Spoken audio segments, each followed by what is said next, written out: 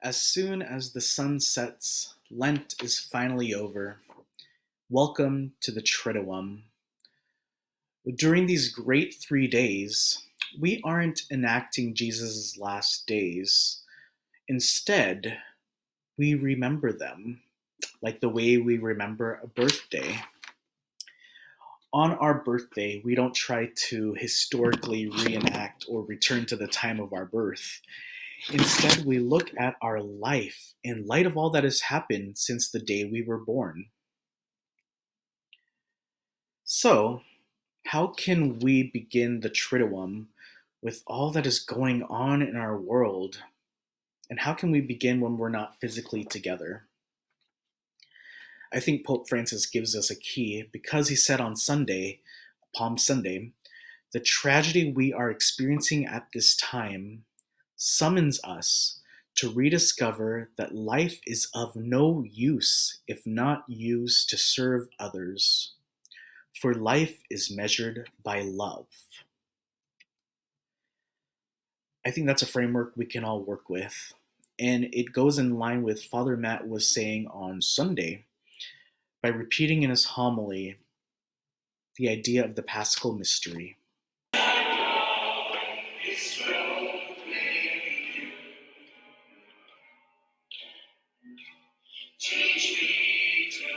You may have heard the term Maundy Thursday.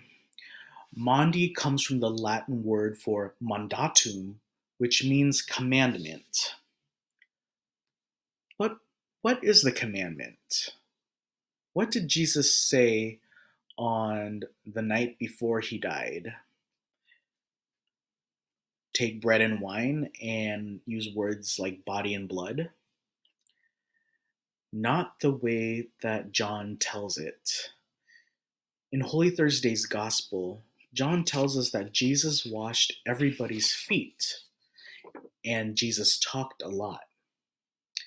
One of the things Jesus said, I have given you a model to follow, so that as I have done for you, you should also do. True, we won't be able to experience foot washing as a church and as a liturgist and catechist. To be honest, that sucks. That's why I wanted to explore this with you in a reflection, because we can be quick to miss its importance once again. Though the breaking of bread and sharing of wine has become the central image of Christian worship, the washing of feet has become one of the central images of how to live a Christian life. When Jesus washed the feet of his disciples, he transformed a menial task that no one wants to do into an extraordinary act of humility and service for all peoples for all time. So much that it has been said unofficially it could be considered the eighth sacrament. I remember the moments in my own life of the washing of feet. I remember my first job as a baby liturgist when I worked for a religious community of women down in the South Bay. And I remember washing feet of elder sisters in wheelchairs, of sisters who have been in ministry for so many years, and here I was among them. Another memory that I have of foot washing is a fellow parishioner of Most Holy Redeemer was my grandmother's caregiver, and he would wash her feet. And my grandmother's feet were deteriorating because of diabetes, but I remember the care and the patience he had with her. Recently, I remember the feelings of surprise and, to be honest, shock after the person who washed my feet and dried them bent down fully and kissed them. By bowing down to wash the feet of his disciples, Jesus redefines his relationship with them. From that point on, the relationship changes from followers the family.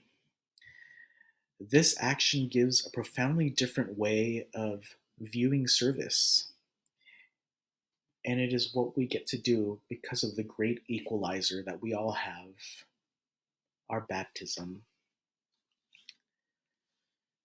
Consider these questions as part of your preparation for tonight's celebration.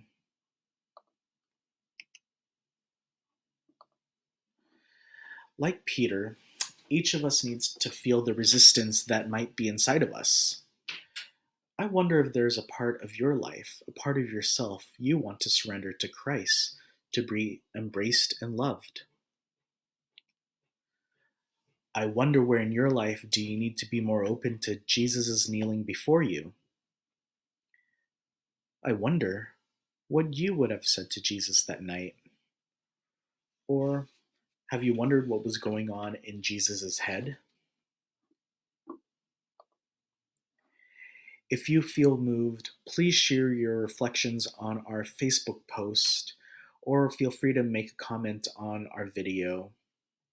Later on, when we celebrate Holy Thursday together, bring your reflections and your prayers to your heart when you hear Father Matt proclaim the gospel and share his homily. Before I let you go, I want us to remind ourselves that really Holy Thursday is about love, because that's what Jesus' ministry is all about. Where charity and love are found, God is there. Our rituals, whether washing feet or sharing in communion, will be authentic if we show our love for one another, even those we don't like or those who betray us.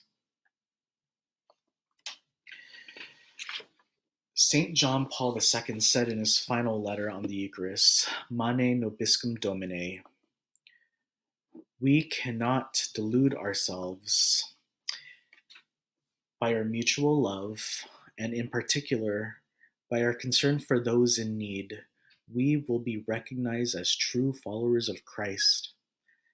This will be the criterion by which the authenticity of our Eucharistic celebrations is judged.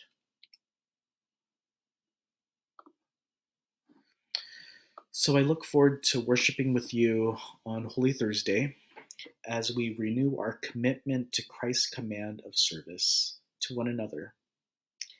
Happy Triduum. And again, don't forget to visit our website at mhr.org for the list of the liturgies for the Triduum.